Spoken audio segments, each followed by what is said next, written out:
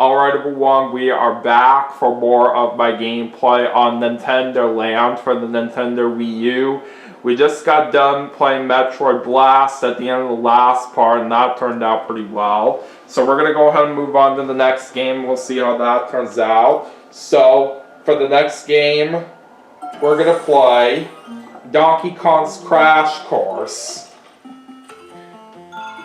Let's do it.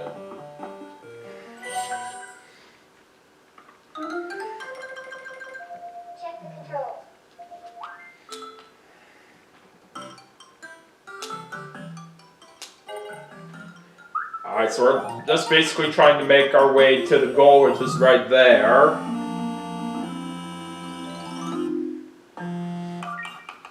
Alright, so we're going to start off on Area 1.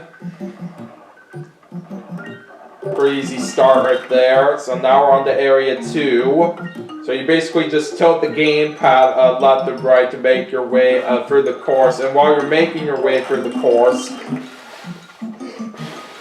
there are basically some obstacles right here that you gotta be careful on along the way. And depending on what kind of obstacle it is, it depends on what action you gotta do. Alright, so far so good. We're currently on to Area 4. So basically some obstacles you have to press L or R, and some obstacles you have to tilt the analog stick on the left or right around, and even some you gotta just blow as hard as you can to the microphone, and you have 5 lives right here, and you'll lose a life if you end up crashing right here. Now, from what I played of this particular game, it can be very, very hard to win. I've not been able to beat this before because of how difficult it is, and when you get like toward the end of it, it's where it really gets tough. It's where I've been able to end up a lot of times when I've played this game myself.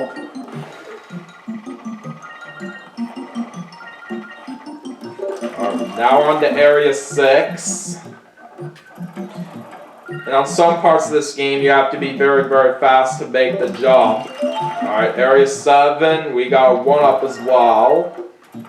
Ah, darn, I crashed again. That's okay. And by the way, there are actually different categories of games on Nintendo Land. There's basically the main attractions where they're for 1 to 5 players. There's also solo attractions, which are only for 1 player. And there's also competitive attractions, which are 2 to 5 players. But since I'm the only one playing right now, I'm not going to be able to show the competitive attractions. But that's alright. Alright, we're on to Area 9, and this is the part of the game that I always have trouble with right here. Because no matter how hard I try, it's just always so hard to make those landings when you're trying to make your way up. This is why I've never been able to beat this game before. It comes to show how difficult this game is to complete right here. This is our last life right here. Let's just see what happens with it. Ah, darn it, that did not work out well. Oh well, I did the best I could. We still got a pretty good score of 2,764 points, so that's not too bad. We managed to get a silver trophy on that. That's still pretty good. My personal best is 3,097. Alright. So anyways, time to go ahead and move on to the next game. Alright, so for the next game that we're going to play, we're going to move on to Takamaru's Ninja Castle.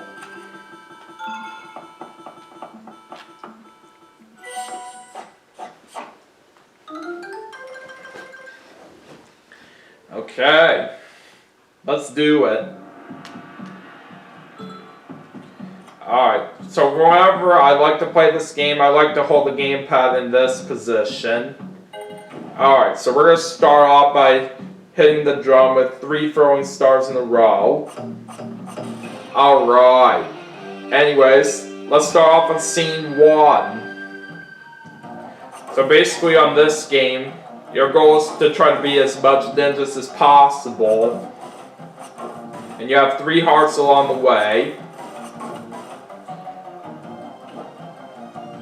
And the more times that you play this game, there's actually different kinds of special moves that you can do on this right here. But basically the different kinds of special moves you can do are Clay Bombs, Falcon Eye, and Triple Star. With the Falcon Eye, it actually slows down the movement right here, making it a little bit easier for you to try to hit the targets that come by. And for Triple Stars, you can basically throw 3 throwing stars at once right there, which is very nice. And for each special move in this particular game, you have to have scrolls to use them. And you can basically get scrolls in certain parts of the game along the way. And by the way, you can hold up to 50 throwing stars right here, and if you run out, you just basically tilt the gamepad upward to get some of them back. We're off to a very good start right now. We have 770 points right now after that first scene. So let's go and keep going as we head to scene 2.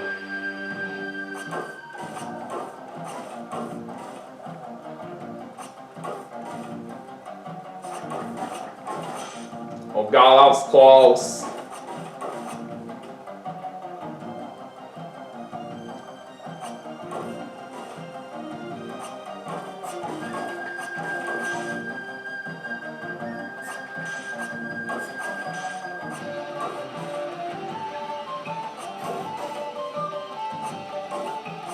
And on later scenes, they'll add more colors of ninjas along the way right here. Like, we started off with blue and purple ninjas, now we have green ninjas in play. And depending on the kind of color ninja that is out there, depends on how well its attacks are going to be.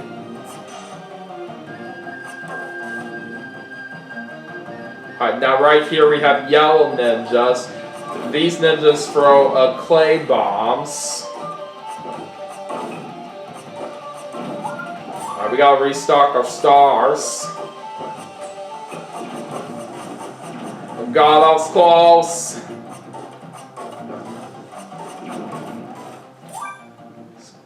Got some more stars back here. Alright, now right here we're fighting a black ninja.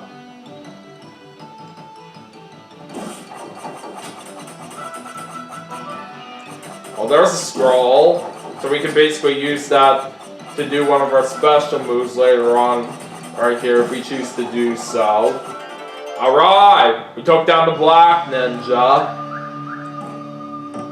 Alright, we're up to 1,260 points, and if you missed any ninjas in a scene, it actually shows you the ninjas that are spared right there. Alright, so now right here we're going to play a little mini game in which we got to break the pots. Well, there's another scroll. I'll gladly take that. Oh, got another scroll as well. We did get a couple hearts right there, but it doesn't matter on them because we already have full health. We're up to 1,420 points now. Oh shoot, I missed. Alright, there we go. Alright, on to scene 3.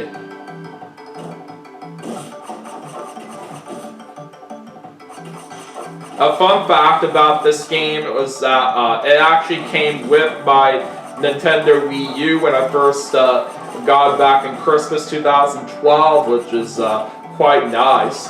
And basically, the kind of Wii U system that I own is a deluxe set right here, which is in black right here. So it was nice that when I first got the console, this game came along with it, like I was saying. It was pretty much like when people first got a Nintendo Wii. Wii Sports came along with that.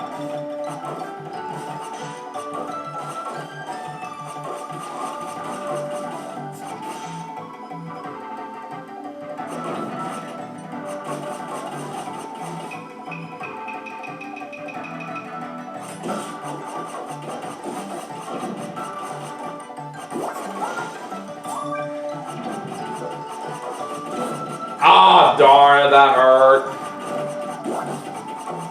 By the way, we have these red ninjas in play right here. They first appear in this scene. Ah, darn, I lost another heart.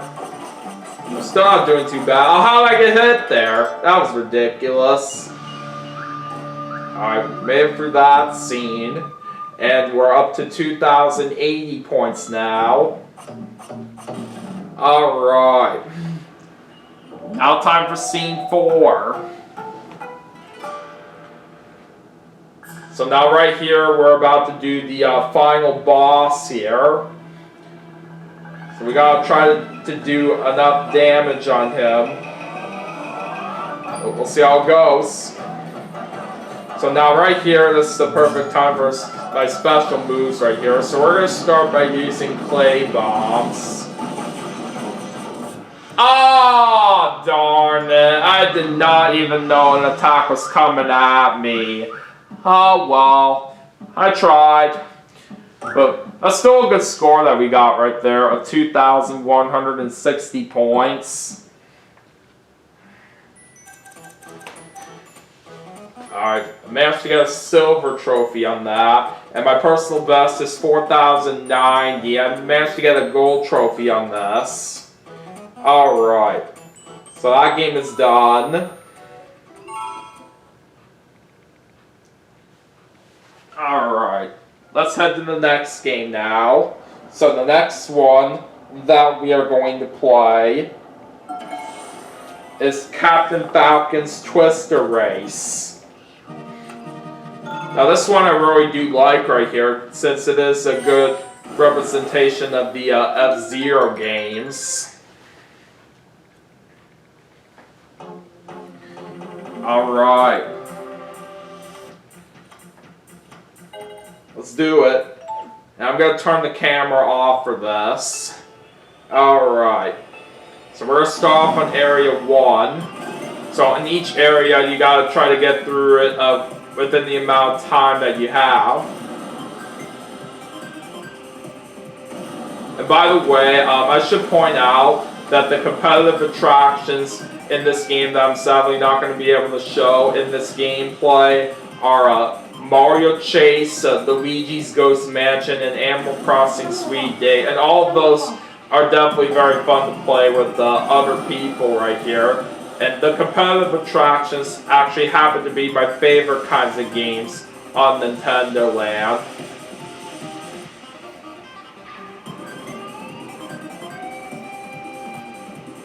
And even I've played Mario Chase and Luigi's Ghost Mansion so many times. It comes to show how much I really like the competitive attractions in this game.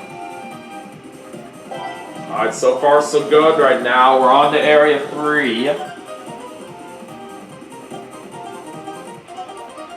And as you progress throughout this game, there will be more kinds of obstacles along the way right here.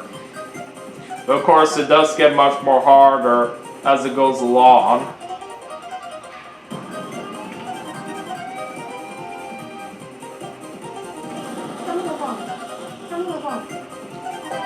Alright, Area 4. Right here we have these trick ramps now. You can basically use these to catch some air, but you want to be careful of where you're going, because if you're driving too far to the side, then there's a chance that you could fall off right here. So make sure you drive very carefully when you're approaching these trick ramps.